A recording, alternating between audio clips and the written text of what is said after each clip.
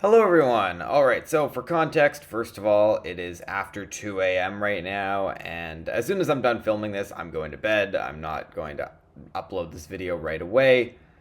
I'm going to try and upload it on Wednesday at some point, but I'm not exactly sure what time of day it'll be uploaded. That's the plan because I am about to leave on a trip. I also have another mini review video that I want to get out before I go away. So yeah, it's tricky. I've been busy. I have final exams. I have a job.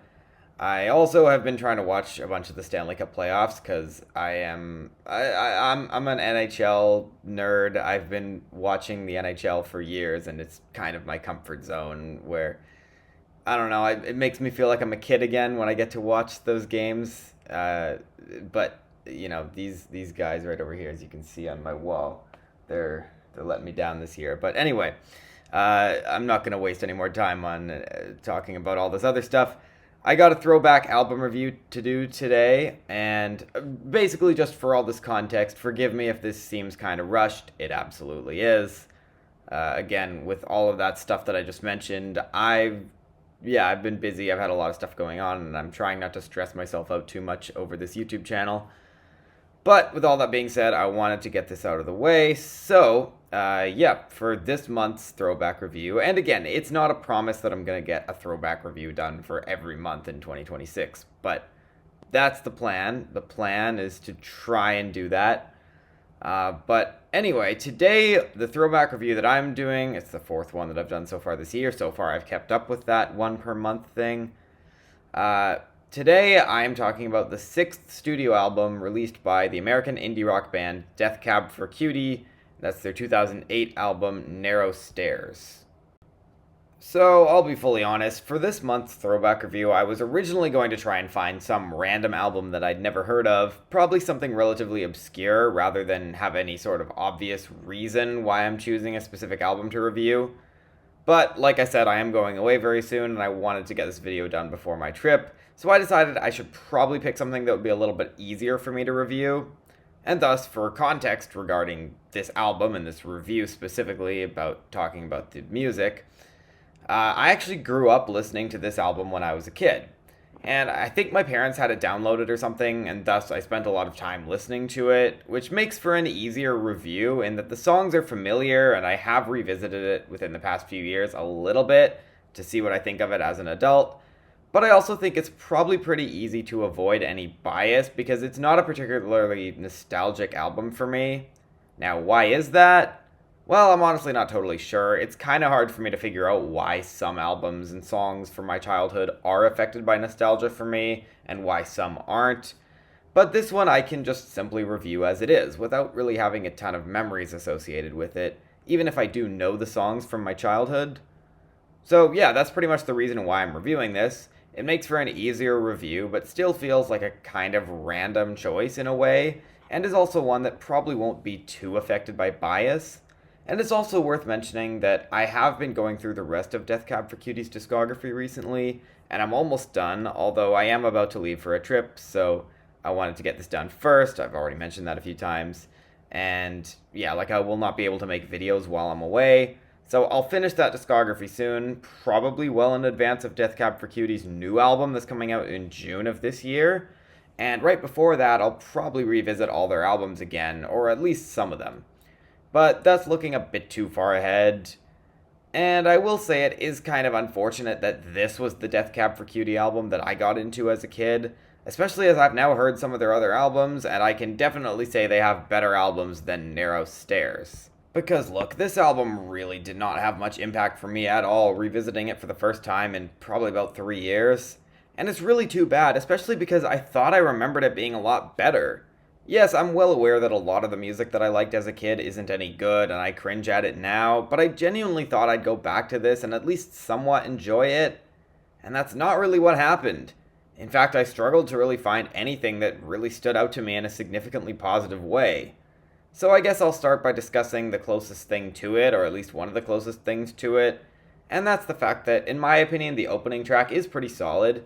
That song is Bixby Canyon Bridge, which seems to be about a friend who committed suicide and the narrator going to the location where that happened, trying to cling on to this connection even though the person is gone, and then eventually realizing that this feeling of emptiness that the narrator's feeling might have been what caused that person to end it all. And it's honestly quite haunting lyrically. Musically, it's not the most amazing thing ever, but I don't mind the more upbeat musical contrast because it's got enough of a hint of sadness that I think it fits, and the distorted build toward the end brought some nice intensity as well. I do think that distorted repetitive section goes on a little bit longer than it needed to, but it's still a strong opening track. But I guess while we're discussing the early parts of the album, then we get the following track, I Will Possess Your Heart, which is easily the worst song on this album. Honestly, an absolutely terrible song in about every way possible, the most glaring and obvious being that it's 8.5 minutes long and spends the majority of it just repeating the same dull bass line to the point of insanity. It's honestly so mind-numbing that I just want to shut it off as soon as it starts, especially knowing just how fucking long it's going to go on for. And there are ways to make subtle builds interesting even when based on repetition, or I guess you could potentially call it minimalism.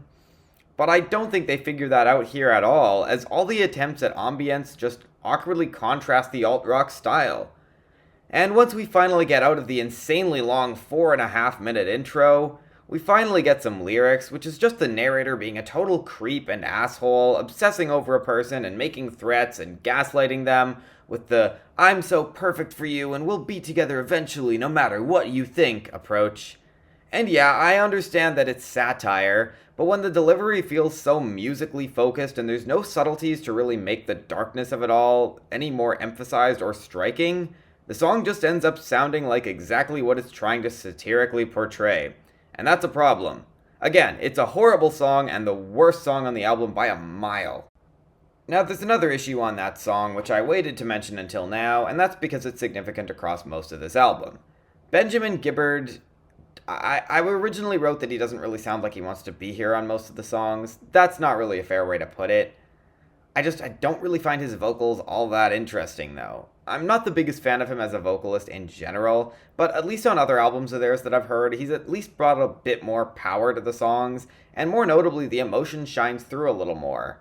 Whereas here, something about the vocal delivery just doesn't do much for me at all, and it's kind of frustrating, especially in some of the moments where the music does have a bit more punch, like Pity and Fear, which musically builds a lot of tension, but Ben Gibbard doesn't sound super invested in the song. I mean, he's not half-assing it or anything, but I feel like the music on this song called for a bit more power in the vocals. I guess one of the few moments where I really feel like Ben brings a lot of vocal presence is on Cath, which musically speaking is actually a pretty good take on a sort of 90s grunge style, and I just wish the production on that song didn't sound so hollow. I guess he also shines vocally on Bixby Canyon Bridge, but I already discussed that one. And it brings me back to an overall problem with this album. It's dull, and shifting away from talking about the vocals toward talking about the music, I'll continue to say that dullness is an issue. These songs don't have any firepower to them, they don't feel interesting in their subtleties, and even in the more upbeat moments, there aren't enough standout melodies to really make this soar, or strong enough production to really make it feel radio ready, and I can't believe I'm calling it non-radio ready as if that's a bad thing for an indie rock album, but hey, it's the best way I can describe it. And I'll talk about the production in a bit more detail soon, but on the topic of the boring dullness of some of these songs, there's a few in particular that just feel like I'm watching paint dry, like Talking Bird and The Ice is Getting Thinner. And then on a sort of similar note, but slightly better, we have Grapevine Fires. I guess I'll try and look past that really awkward transition from the previous song. I mean, some of the clean guitar is kinda pretty on this track, and the melodies are okay, but it's just not a very interesting song, and the drums sound kinda clunky, and once again, I don't think the emotion shines through in Ben's voice as much as he probably thinks it does. And it's too bad because I feel like this song is kinda supposed to be like the emotional centerpiece of the album in a way. But going back to the production, yeah, a lot of this album just sounds kinda demo-like, which wasn't really the case on their previous few albums from what I remember, but here a lot of this just sounds so messy, especially the drums. I just mentioned how they sound kinda clunky on Grapevine Fires, and they sounded similarly underpowered on songs like Talking Bird, Cath, and Your New Twin-Sized Bed. And I could also mention how the vocals get buried in parts of Your New Twin-Sized Bed, and the weirdly fuzzy bass timbre on songs like No Sunlight, and especially Long Division, the latter of which has such a huge bass boost that I find kinda difficult to listen to. and there's just so many other moments where this album really could have used more polish in the sound. Now, that last song I just mentioned, Long Division, thankfully is followed by Pity and Fear, which is a little bit lacking in some passages, but toward the end, when the energy picks up, the guitar does have some nice crunch to it, and the snare actually hits pretty hard. It's just a shame that that song ends so suddenly. And when I say suddenly, I mean literally, it's totally sudden. The same kind of ending that the Beatles used in I Want You, She's So Heavy. But, looking past that, like the last minute or so of that song might actually be the high point of the album, even if I wish I liked the song more as a whole, and again, even if I wish that it didn't end so suddenly. But I guess I am trying to keep this review sort of brief-ish, and I have not talked much about the lyrics yet. And honestly, I don't really think I have a whole lot to say. A lot of this just feels like it's trying to have something clever to say, but doesn't really think it through that much. I mean, look at a song like Cath, which talks about a woman who settles in a marriage that she doesn't really want, even though the guy she's with isn't bad. And while I like the concept, I wish the execution had brought a bit more tension or interesting storytelling, maybe diving deeper into the emotions of it all. And honestly, a lot of this album seems to be about failing relationships, where after a while, the writing style just gets a bit monotonous as they try and use all these metaphors about, like, the ice getting thinner on the closing track, and the fires on Grapevine Fires, although that song is also partially meant literally. And if I'm starting to sound overly nitpicky, I want to make it clear that I don't think the lyrics are terrible across most of this album. It's just that there's not enough that really makes it stand out to look past the lack of strong melodies and the messy production and the dullness of the overall sound and style where they're not really doing much interesting with it. And again, I don't really love the vocals on this album either. I guess if there's one moment that's kind of interesting in its contrast, I'll mention how You Can Do Better Than Me almost sounds kind of like a Christmas song, although not a very good one, unfortunately. I just wanted to get that side note in there. But that's also another song where the heartbroken narrator's poetry feels like about the most surface level depiction of what's being said. And yeah, the album's really not very good in my opinion, and it's understandable that I've barely gone back to it in my adulthood despite listening to it a lot as a kid. Maybe I subconsciously knew it was mediocre, I don't know. So yeah, I guess for a rating, I'll go with a 5 out of 10. In fact, this is pretty much a prime example of a 5 out of 10 album. In this album's case, it's not terrible. Most of it is tolerable. There's one legitimately awful track and a few songs that are pretty good, but most of them are mediocre, and I'm not sure any song is great. But, as always, let me know what you think in the comment section down below. And yeah, again, it's just my personal opinion on this album. And yeah, I think that's about all I have to say for now. I do have to go to bed. Yeah, it's late. And like I said, I need to be up early tomorrow. My schedule's kind of weird right now, without getting into all the details of what my personal life schedule looks like, just because I don't think that's really a great idea for me to do on YouTube where a bunch of random people could be watching. But yeah, it's, I need to go to bed. I think that's, yeah, that's all I got to say for now. I'm running out of words. I'm tired. But again, feel free to let me know what you think in the comment section down below. I know this video was quite rushed. I'm planning to have another mini review video up soon, and I think that's all I got to say for now.